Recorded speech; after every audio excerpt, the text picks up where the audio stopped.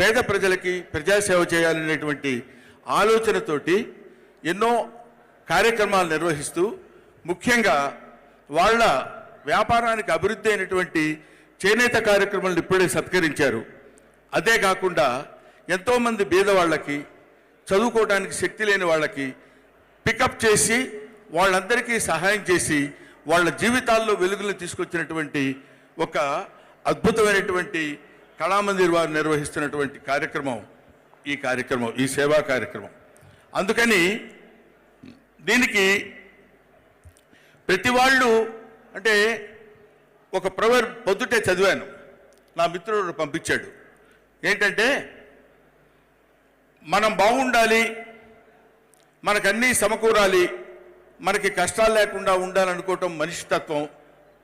ఎదుటివాడు కూడా బాగుండాలి, ఎదుటివాడు కూడా సుఖంగా ఉండాలని